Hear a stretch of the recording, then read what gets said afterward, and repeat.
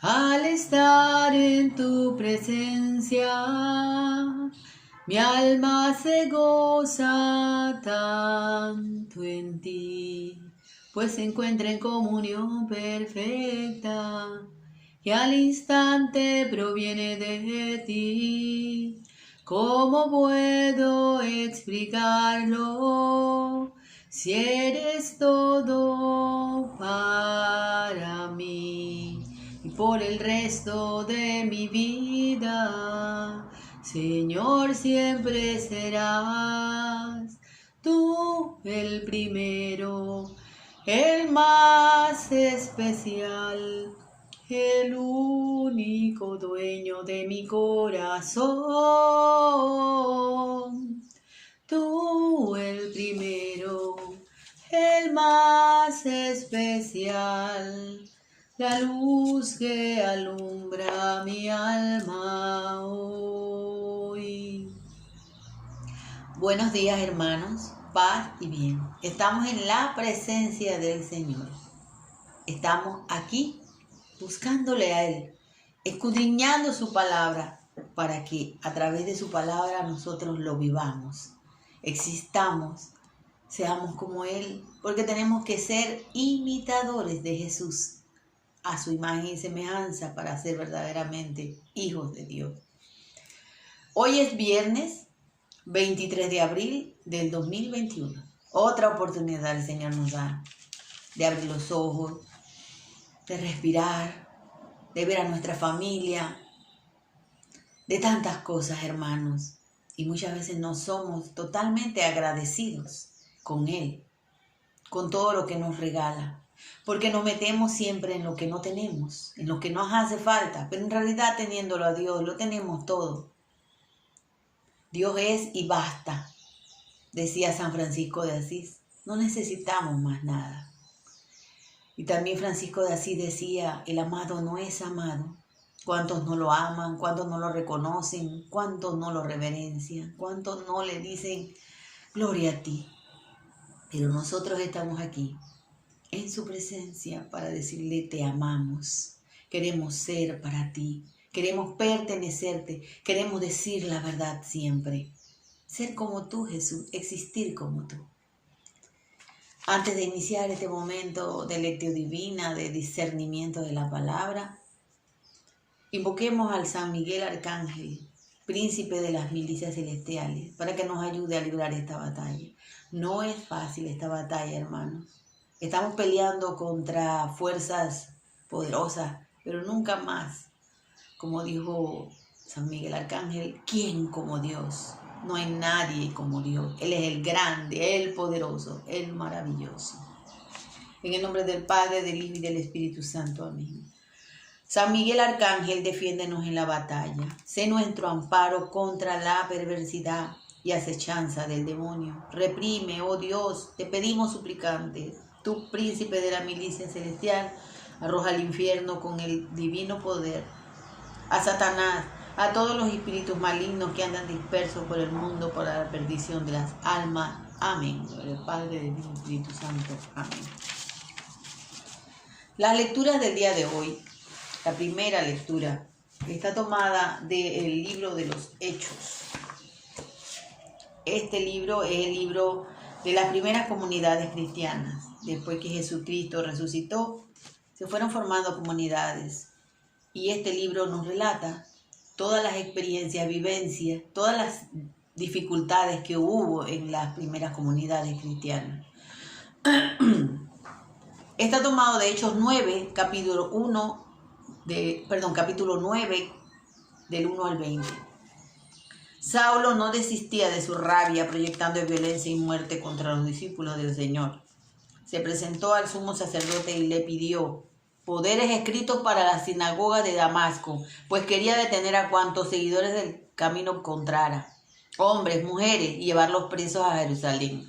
Mientras iba de camino ya cerca de Damasco, le envolvió de repente una luz que venía del cielo, cayó al suelo y oyó una voz que le decía, Saulo, Saulo, ¿por qué me persigue? Y preguntó, ¿quién eres tú, Señor? Y él respondió, yo soy Jesús a quien tú persigues. Ahora levántate y entra a la ciudad y allí se te dirá lo que tienes que hacer. Los hombres que lo acompañaban se quedan atónitos, pues oían hablar, no veían a nadie. Y Saulo, al levantarse del suelo, no veía nada por más que abría los ojos. Lo tomaron de la mano y lo llevaron a Damasco. Allí permaneció 3 días sin comer ni beber y estaba ciego. Vivía en Damasco un discípulo llamado Ananías. El Señor lo llamó en una visión. Ananías. Él respondió, aquí estoy, Señor. Y el Señor le dijo, vete enseguida a la calle llamada Recta y pregunta en la casa de Judas por un hombre de Tarso llamado Saulo. Lo encontrarás rezando, pues acababa de tener una visión. Un varón llamado Ananías entraba y le imponía las manos para que recobrara la vista. Ananías le respondió, Señor, he oído hablar del daño que este hombre ha causado a tus santos en Jerusalén y ahora está aquí con poderes del sumo sacerdote para llevar presos a todos los que invocan tu nombre. Y el Señor le respondió, ve, este hombre es para mí un instrumento escogido y llevará mi nombre a las regiones paganas y a sus reyes, así como el pueblo de Israel. Yo le mostraré todo lo que tendrá que sufrir por mi nombre. Y salió Ananías y entró a la casa y le impuso las manos, diciendo, hermano Saulo, el Señor Jesús, al que te apareció en el camino por donde venía, me ha enviado para que recobres la vista y quedes lleno del Espíritu Santo. Al instante se le cayeron de los ojos como una especie de escama y recobró la vista. Le levantó, fue bautizado, después comió y recobró las fuerzas.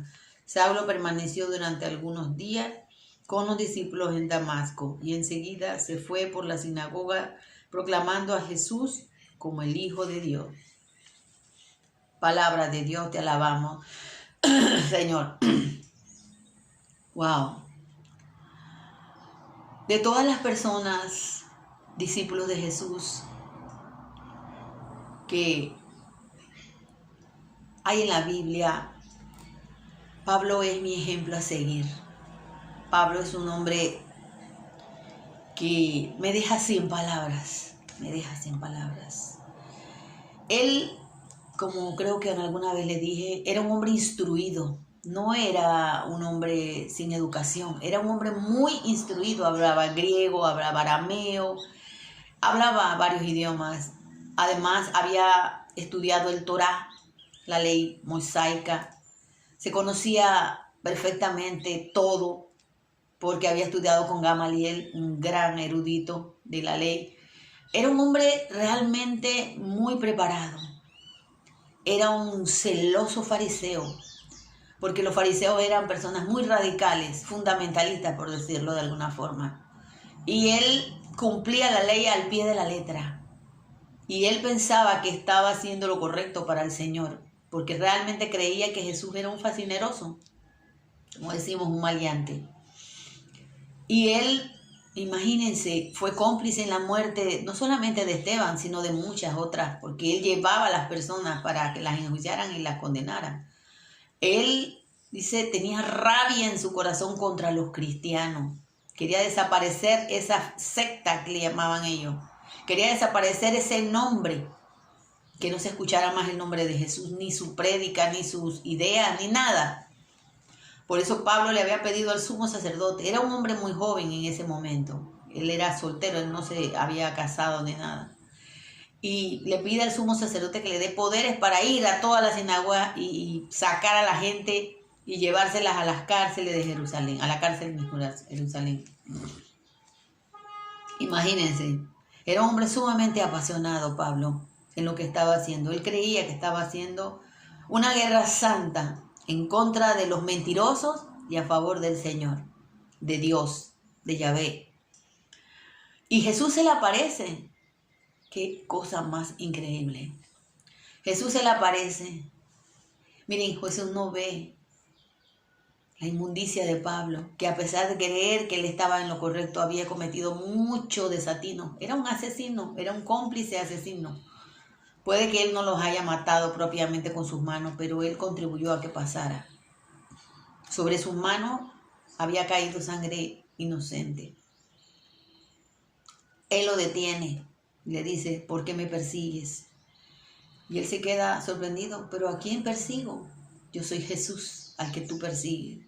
Ustedes se imaginan ese encuentro tan personal y profundo y devastador para Pablo, darse cuenta de que lo que estaba haciendo en contra del mismo Dios. Todas esas cosas tan terribles las estaba haciendo en contra de Dios. Se lo llevan y estuvo 3 días y 3 noches en ayuno y en oración, pidiéndole perdón a Dios, arrepintiéndose de todo lo que había hecho. Y después llega alguien allí que se llamaba Ananías y va y le dice. Y Ananías tenía miedo porque ya había escuchado quién era Saulo. Pero obedece al Señor, hace su voluntad, va a donde Pablo, lo bautiza, lo unge, le da el Espíritu Santo por medio de Dios. Y Pablo dice allí, se fue a la sinagoga proclamando a Jesús como el Hijo de Dios. Cuando Dios hace un cambio en la vida de una persona, es radical, fundamental. Es una decisión profunda dentro del ser, es un cambio total. Es ese hombre nuevo que Jesús nos hablaba. Es ponerte un vestido nuevo.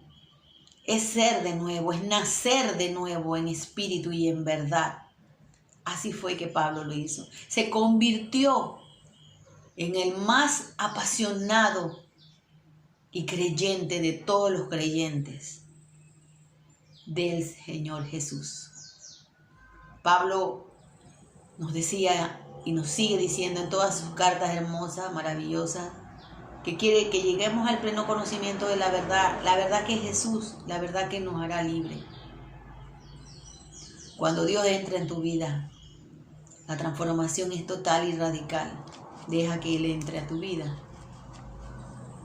Deja que Él cambie tu vida y la haga nueva. Y por eso es necesario decir la verdad. Por eso es necesario que nosotros no callemos más las mentiras, que no callemos más las componendas de aquellos que quieren destruir nuestra iglesia y que lamentablemente son de nosotros mismos. Porque el Señor lo dijo en la palabra. Han salido de nosotros mismos los que quieren y los que son anticristos.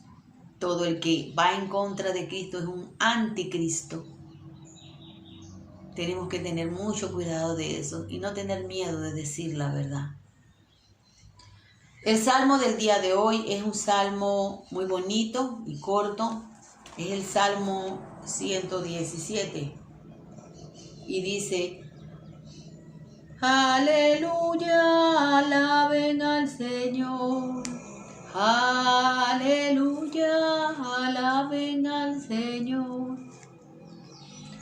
Alaben al Señor todas las naciones, festéjenlo.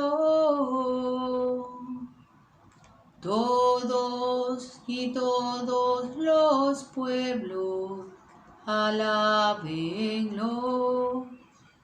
Alaben, aleluya, alaben al Señor, pues su amor hacia nosotros es muy grande y la lealtad del Señor es para siempre. Aleluya, alaben al Señor. Aleluya, aleluya, aleluya, aleluya, aleluya, aleluya, el Señor resucitó. Aleluya, aleluya, aleluya, aleluya, aleluya, aleluya, el Señor resucitó. Lectura del Evangelio según San Juan, capítulo 6, versículos del 52 al 59. Gloria a ti, Señor Jesús.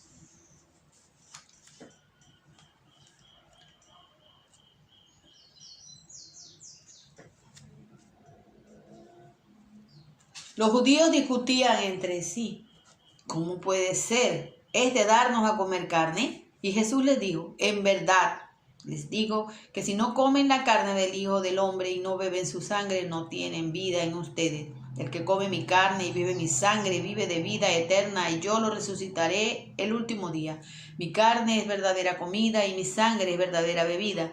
El que come mi carne y bebe mi sangre permanece en mí y yo en él. Como el Padre que es vida me envió, y yo vivo por el Padre, a quien come mi carne, así quien me come vivirá por mí. Este es el pan que ha bajado del cielo, pero no como el de vuestros antepasados que comieron y después murieron. El que coma este pan vivirá para siempre. Así habló Jesús en Cafarnaúm, enseñando en la sinagoga. Hermanos, esta es la palabra del Señor. Gloria a ti, Señor Jesús. Nuevamente el Señor nos habla del pan que es su carne, de la bebida que es su sangre. No de forma simbólica como muchos creen, sino, como Él dice, en verdad les digo. Cuando Jesús utiliza esta frase, nos quiere decir a nosotros que es verdad lo que Él está diciendo, que no hay tela de duda en esto, que no podemos desconfiar, que no podemos poner algo en nuestro corazón de pensar, no, así no puede ser. Es verdad. Lamentablemente en estos tiempos que vivimos, muchos no creen que es verdad. Muchos piensan que la Eucaristía es solamente un mero rito. Muchas personas de otras denominaciones, de otras religiones, no creen que nosotros recibimos realmente el cuerpo de Cristo. Pero es que la palabra lo está diciendo. Eso no es un símbolo, hermanos. Jesús no hizo símbolos. Él no dijo, este es mi símbolo. Él no dijo esto. Esto es mi verdadera carne. Esta es mi verdadera sangre. ¿Cuántos de nosotros lo creemos de verdad? Y si nosotros creyéramos eso, no se cometerían tantos abusos contra la Eucaristía. Hoy vemos que la Eucaristía está siendo tratada como si fuera un pedazo cualquiera, una galleta, un pedazo de pan cualquiera. Y no, hermanos, no es así. El Señor no está diciendo mentiras en lo que está diciendo aquí en la palabra. ¿Y cuándo lo vamos a comprender? ¿Cuándo lo vamos a entender? Nosotros no somos dignos de agarrar al Señor en nuestras manos. Solo manos consagradas.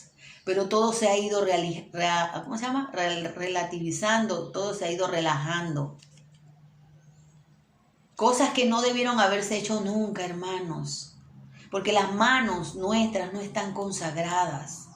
Aún y a pesar del pecado y de ser un pecador el sacerdote, sus manos están consagradas. Solamente son ellos los únicos que nos pueden dar el cuerpo de Cristo. No existe nadie más. Con Vaticano II, se han cometido demasiados abusos, porque Vaticano II debió haber sido dogmático, o sea, dogma de fe, dogma de iglesia, dogma de la palabra, y fue más pastoral para quedar bien con todo el mundo, para agradar a todo el mundo. Ya lo único que falta ahora es que ordenen mujeres como sacerdotes. Miren, hermanas y hermanos, esto no fue hecho por el Señor por capricho. Porque las mujeres no son dignas. No tiene nada que ver con eso. No tiene nada que ver con eso. Eso tiene un plan, una misión por el que ser. Y nosotros las mujeres no tenemos que sentirnos mal porque no seamos sacerdotes. O sea, que no podamos ser sacerdotes consagrados. Somos sacerdotes ya con nuestro bautizo.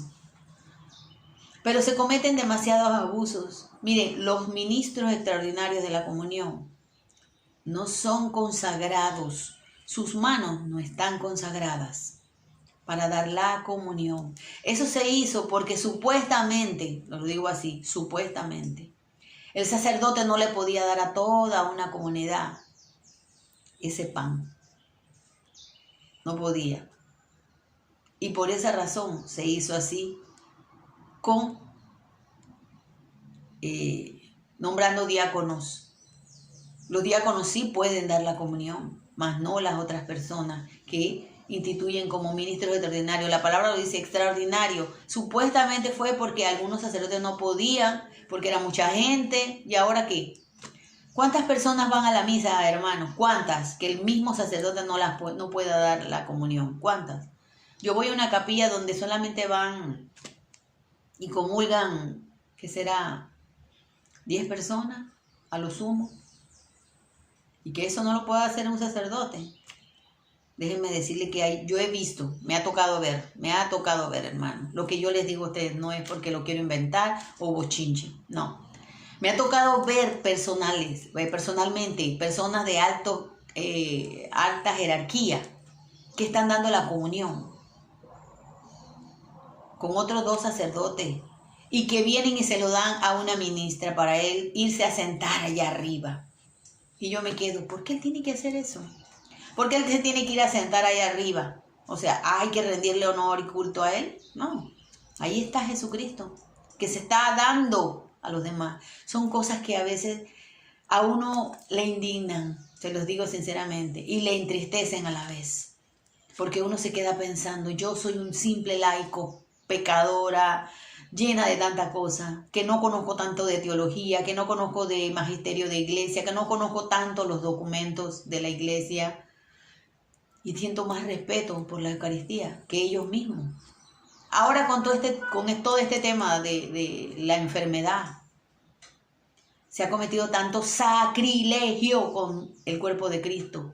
En algunos países lo echaban en bolsita, en algunos países, bueno, hacían de todo.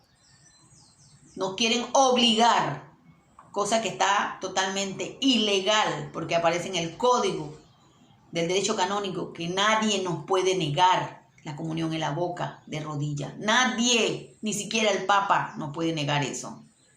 Porque es Cristo que se da ahí. Es Cristo el que está allí. No es un pedazo de pan cualquiera, no es una galleta, no es un símbolo, es Cristo. Pero ¿qué pasa ahora? Nuestros propios sacerdotes, muchos, no digo que todos, pero muchos ya no creen que ahí está Jesús. Lamentablemente. Muchos obispos, muchos cardenales no creen que ahí está Jesús. ¿Por qué? Porque no nos dan la comunión como debe de ser. No en la boca, no, sino en la mano. ¿Quién soy yo para recibir a Cristo en la mano? Mis manos no están consagradas. Y quizás muchos no estén de acuerdo con lo que estoy diciendo, pero eso está en documentos de la iglesia. Eso está en documentos de la iglesia y no hace excepciones y dice, bueno, por una enfermedad no pueden recibir a Cristo como debe de ser. Ahí no aparece eso. Entonces, ¿qué estoy creyendo yo? Miren, yo tuve una situación con un sacerdote que ya no está en la parroquia donde yo voy. Yo le escribí por el Facebook y le dije que quería tomarlo porque el documento memorial, y le cité algunos documentos, magisterio de iglesia, llamados ellos a seguirlo primeramente, antes que cualquier cosa. Magisterio de iglesia. ¿Y qué pasó? Le dije eso que yo deseaba que cuando al final, y es una capilla donde yo voy, pequeña, a lo sumo ya les digo 10 personas comulgan, que yo al final, porque yo canto ahí en esa capilla, entonces yo le dije, al final, cuando todos comulgan, yo me voy a arrodillar y usted me lo da en la boca. ¿Y saben qué me dijo? Que yo era una asesina. Digo, no me lo dijo con esas palabras, pero me lo dijo. Me dijo, dice que esto no se trataba de magisterio de iglesia. Yo me quedé, ¿y entonces de qué se trata? Era un problema de enfermedad. Y yo me quedé, wow. Él está creyendo que ahí está Jesús. O sea, que la enfermedad va a contaminar a Jesús. Yo pregunto eso. Yo creo que ustedes reflexionen, los católicos que ven este canal, que reflexionen si Jesús puede ser contaminado por un bicho, por un virus X. Díganme ustedes eso. El Dios dijo, en verdad les digo,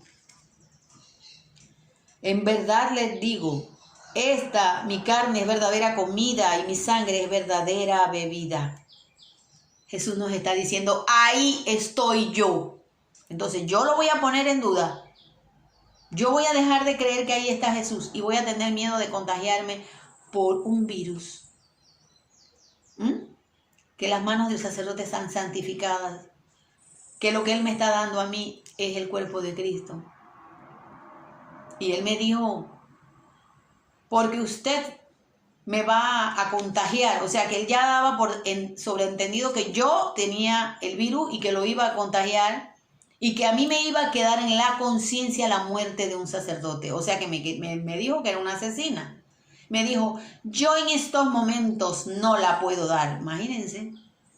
Ni el otro sacerdote, porque son 2 sacerdotes, tampoco se la puede dar. O sea que ni siquiera tuve la oportunidad de hablar con el otro a ver si me la daba, ¿no? Sino que él de una vez me dijo que no. Y lo peor de todo, hermanos, que él cogió represalias contra mí. Porque a la siguiente vez que fui a la misa, ahí a la capilla, que yo estaba cantando, cuando fue la hora de la homilía, él habló de mí. Él me puso como ejemplo, pero no como un buen ejemplo. Veladamente, yo lo entendí. Él dice, ay sí, como fulana de tal, como Giselle, que lee tantos documentos de la iglesia. Y yo pregunto, ¿por qué le molesta eso? ¿Porque estamos informados los católicos? ¿Porque ya no somos borregos? ¿Que no sabemos para dónde vamos? ¿O como bueyes? Que ustedes saben que a los bueyes le ponen así y no ven para los lados. Porque los laicos investigamos, buscamos de los padres de la iglesia la verdad y en la Sagrada Escritura, en el magisterio. Aquí en el Catecismo Católico, que parece que ya ellos no lo leen, parece, algunos. Por eso me dijo eso. Y no le simpatizaba, que es la verdad. La verdad hay que decirla como es. No le simpatizaba. ¿Por qué? Porque yo leía muchos documentos de la iglesia, dice. Qué triste, hermanos, que nuestros propios presbíteros, algunos, vuelvo y hago siempre la salvedad para que no digan yo estoy diciendo que todos, yo dije algunos no creen que Jesucristo está ahí en la Eucaristía y se cometen tantos abusos. Yo he visto cómo entregan a Jesucristo, a Jesús, a las personas en la mano de una manera tan irreverente. Miren, hermanos, hace un par de semanas atrás que fui para un domingo de Ramos a mi iglesia. No, fui a la vigilia pascual, me tocó ver algo tan doloroso. El sacerdote, pues, lo daba en la mano, ¿verdad? Y una señora que cargaba doble mascarilla. Yo decía, pero ¿cómo ella se va a quitar la mascarilla para quitársela y comulgar ahí? Porque se debe comulgar ahí, ¿no? Supuestamente eso es lo que se ha dicho, comulgan de una vez ahí. Pues la señora no. La señora agarró el cuerpo de Cristo y se fue. Yo la seguí con la mirada, hermano, a ver hasta dónde llegaba. Llegó por ahí atrás a su asiento. El sacerdote ni siquiera se percató o se fijó o le importó que esa señora se fuera con el cuerpo de Cristo así, alegremente. ¿Usted qué sabe si esa persona era satánica? ¿Qué sabe usted si esa persona era satánica y lo que quería era la hostia para hacer sus porquerías? Pero les importa a muchos de ellos que realmente, porque no creen, hermano, ese es el problema, no creen que es el cuerpo de Cristo. Ustedes perdonen que me apasione tanto con esto, pero es que es la verdad. Cuando uno escudriña la palabra, cuando uno ve todos los documentos de la iglesia que hablan sobre eso. Miren, eso fue una excepción de la regla a tomarla en la mano. Porque en Europa, como siempre en Europa, que siempre ha sido un países que tienen una inclinación a lo pagano, vamos a decirlo así, porque hay que decirlo así. Hay que decirlo así. Ahora mismo estamos viviendo un cisma dentro de nuestra iglesia. Y si ustedes no lo sabían, se los informo aquí. Los obispos de Alemania, en pleno, se han declarado en rebeldía contra Roma, contra la Santa Sede, contra un mandato que dio el Dicasterio de la Fe. Y el mismo Papa lo refrendó, lo firmó, donde no se puede bendecir el pecado, que son las parejas, supuestamente matrimonios entre el mismo sexo, porque no podemos bendecir el pecado. Ese es un pecado de fornicación y de aberración. Pero ¿qué dijeron los obispos de Alemania? No estamos de acuerdo y vamos a bendecir. ¿Y saben qué día es? El 10 de mayo que viene. Ellos van a bendecir algo comunitario allá en Alemania. Estamos mal y todavía queremos seguir pensando que todo está bien. No.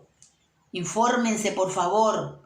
Miren, nosotros los laicos somos los llamados a soportar sobre nuestros cuerpos la fe del Señor, la iglesia. Tenemos que defenderla. No podemos seguir callando y dejar que pseudos infiltrados que dicen son sacerdotes, porque de hecho son, porque recibieron la consagración, pero que en su corazón le han vendido el alma al diablo.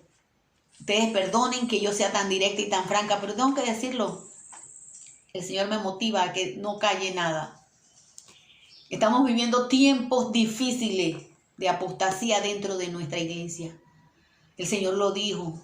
Esos lobos salieron de nosotros y nosotros tenemos que defender la iglesia de Dios, fundada por Jesucristo y Pedro, piedra que siguiera comunicando esa buena noticia.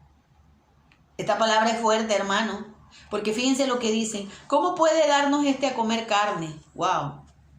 Y dice Jesús, en verdad les digo que si no comen la carne del Hijo del Hombre y no beben su sangre, no tienen vida en ustedes. No tienen vida eterna. No acepten más recibir a Cristo en sus manos.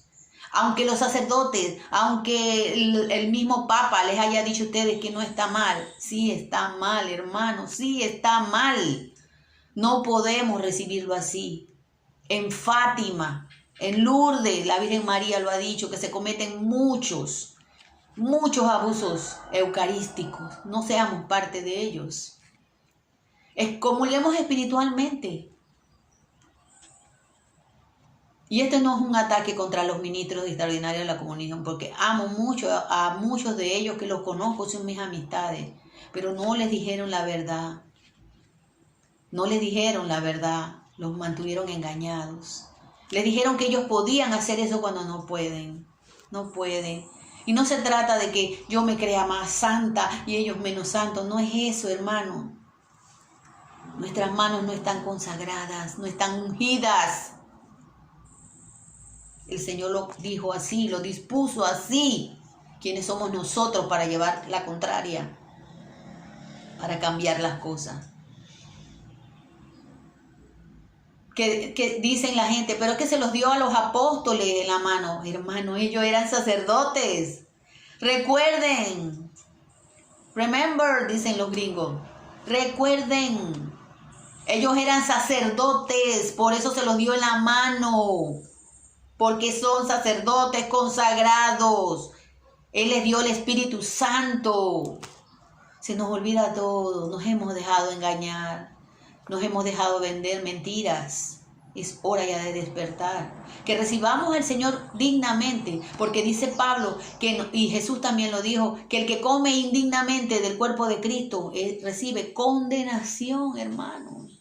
Nosotros si lo comemos indignamente nos condenamos, aunque creamos, ay, recibí a Jesús. No, hermanos, no comulguen más en la mano, de rodillas y en la boca, como siempre fue, que lamentablemente Vaticano II eliminó muchas cosas. Por eso nuestra Eucaristía se ha vuelto solo relajo.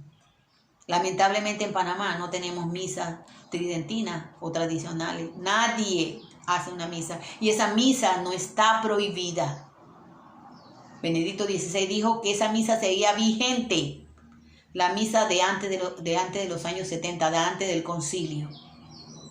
Porque lo que hizo el Vaticano II, no digo que todo, pero fue más pastoral que dogmático.